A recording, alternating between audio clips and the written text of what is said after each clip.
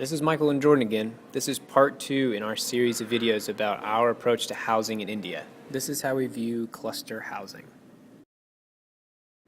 I would just like to start this video with everyone giving a quick round of applause to Jordan for his excellent diagramming skills.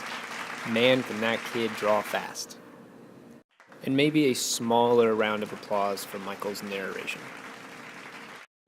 In the previous video, we discussed the reasons and benefits for starting with pre-established lot division rather than incremental. We believe that the potential for specifying public, open space within the site plan allows for this space to not be forgotten. Building an expansion is still incremental, but the zones are predefined. Watch this.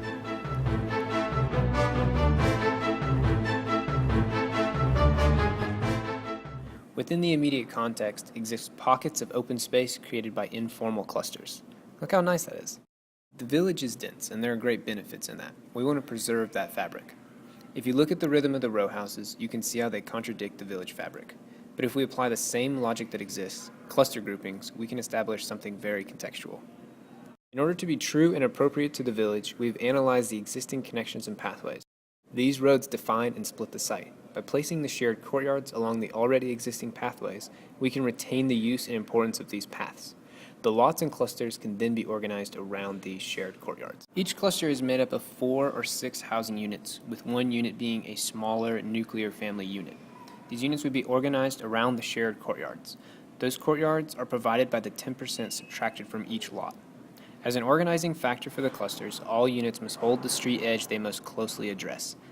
It is important that all housing units have access to the shared courtyard from the unit's private courtyard.